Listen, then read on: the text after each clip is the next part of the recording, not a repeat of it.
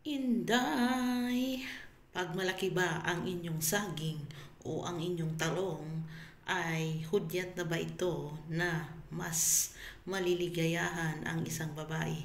O mas nasasarapan niya ba ang isang babae pag malaki ang inyong ari-arian?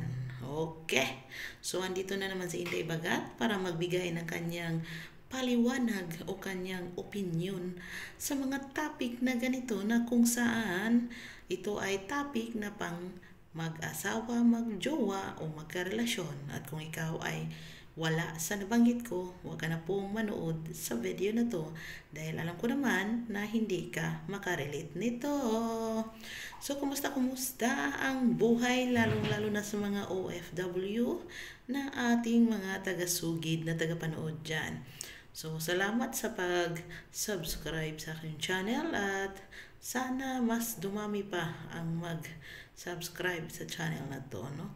Ito ay own opinion ko lang at base lang sa aking pagmamarites. So, mayroon lang kayong mag-comment down below at sana hindi naman pang ano yung comment niyo dyan dahil maano tayo ni Lolo YouTube.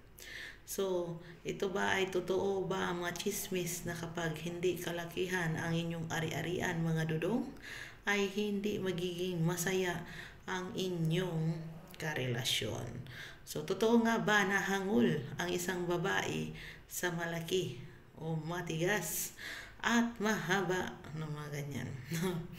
So, mga dudong, ito lang masasabi ko.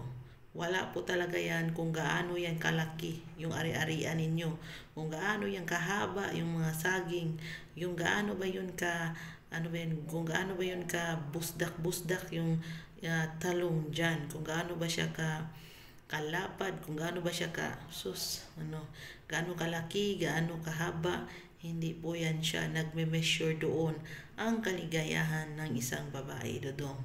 Kung sinasabi mo nating mayroon kang ganun, dodong, it's a bonus na lang na mayroon kang ganung ari-arian.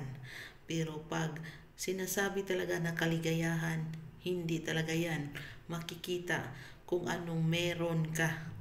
Kung anong meron ka dyan sa baba. Kundi kung paano mo itrato ang isang babae. Kung paano mo ibigay yung respeto. Kung paano mo ibigay yung pagmamahal sa kanya. Kung paano ba i-care mo siya na mahalaga siya, no? Yung bigyan mo siya ng importansya, bigyan mo siya ng oras. Hindi po yan kung gaano kalaki, gaano kahaba, gaano kahigpit, gaano kaganda, no? Kung gaano ka pink, kung gaano ba yan kaano, hindi po dyan. Yan po ay bonus lamang. Kung meron kang ganyan, tapos meron kang sa binabanggit ko, siguro ikaw na po yung pinagpala at ikaw na yung pinagpray, no? Ikaw na yung dinadasal ng isang babae na sana magiging sa kanya, no? Na sana magkaroon siya ng jowa na ganyan, na hindi lang porkit gwapo, may alaga pa, may malaki pang ari-arian, no? Sus, mapawawaw na siguro ang babae. So, kidding aside, yun na nga, kung meron kang ganyan, at tanong niya kasi, kung naliligayahan, of course, wala pong babae na hindi naliligayahan. Kung meron kang ganyan, dodong, ganun ba naman kahaba, ganun ba naman kalaki, sus, walang babae na hindi mapasigaw na, aw, aw, wow, wow, wow, no? Walang babae, no? Walang babae na hindi mafe-feel kung gaano kasarap ka magmahal, kung gaano ka kaano dyan, no? So, hindi po talaga yan, no? Kung nagkulang ka man, no? Ipalagay natin na kulang, wala kang ganun, wala kang mga sinasabi natin ilang mga metros, yung mga inches, yung mga ano pa, bumawi ka, no? Bumawi ka, maraming paraan para bumawi, para maibigay mo ang kaligayahan ng isang babae.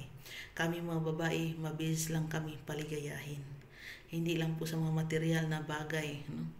A simple thought that counts. Yan po kami mga babae. Simple lang kami mga babae. Mabilis lang kaming paikutin ng mga atik ninyo. At nasa sa inyo na yan kung paano ninyo kunin ang aming puso. So, sana may natutunan ka. Pahinaan natin kasi yung amo ko pababa. Pahinaan natin. So, bye-bye po.